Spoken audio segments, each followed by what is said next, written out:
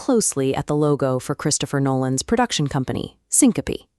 It presents itself as a simple, top-down maze, but when put in motion, the geometry pushes upward. It becomes a dense, three-dimensional trap. The films he directs operate exactly the same way.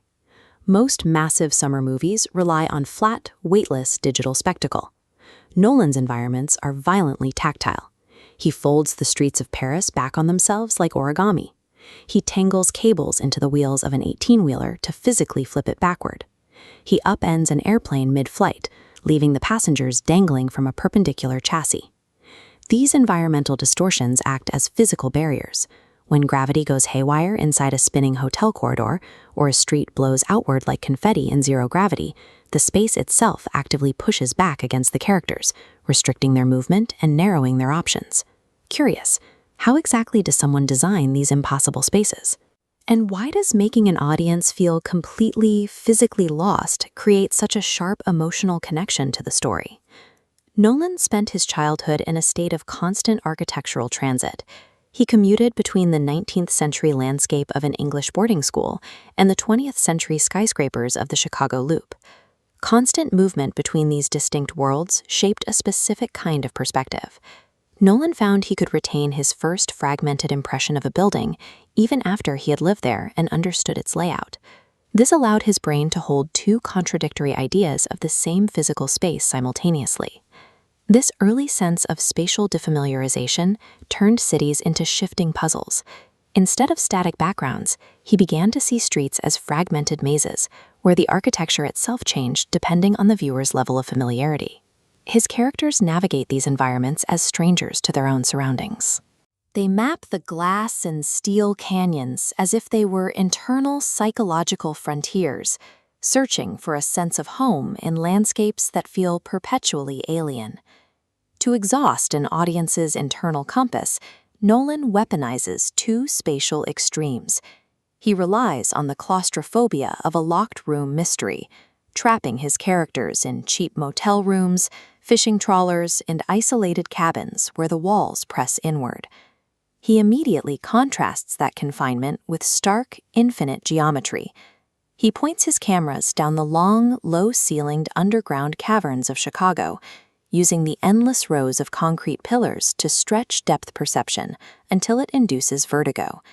He applies this same geometric distortion to natural landscapes. A glacier naturally refracts light, acting as a massive optical lens.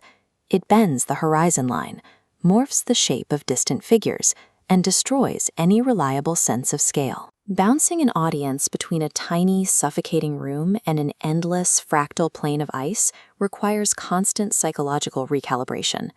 By the third act, our sense of orientation is entirely depleted. To make these illusions stick, the environments have to push back on the filmmaking process itself. Nolan insists on analog, photochemical film. The massive physical weight of an IMAX camera forces him to respect the constraints of the real, tangible world.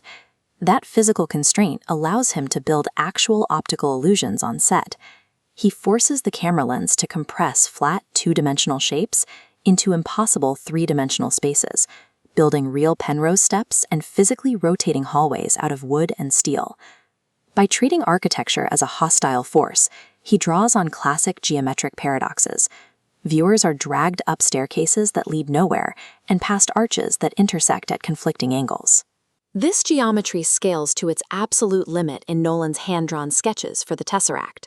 He mapped infinite recursive time across three distinct axes, widening the gaps between nodes to translate time into a physical, measurable sequence of spatial cubes. Because the camera is capturing real geometry, built from solid materials, our brains accept the paradox.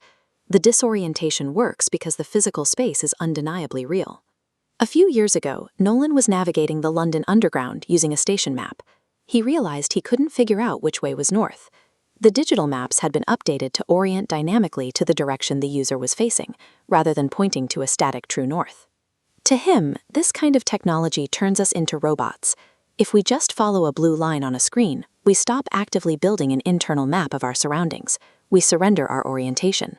His visual philosophy is designed to do the exact opposite. He deliberately breaks the geometry of the film and strips away our GPS. He drops us in mid-action, cuts memories with zero warning, and shifts gravity without notice. You are forced to actively navigate the physical space of his movies. And while you are busy deciphering the architecture of a collapsing dream or a frozen planet, you are tricked into mapping the deep psychological headspace of the characters living there.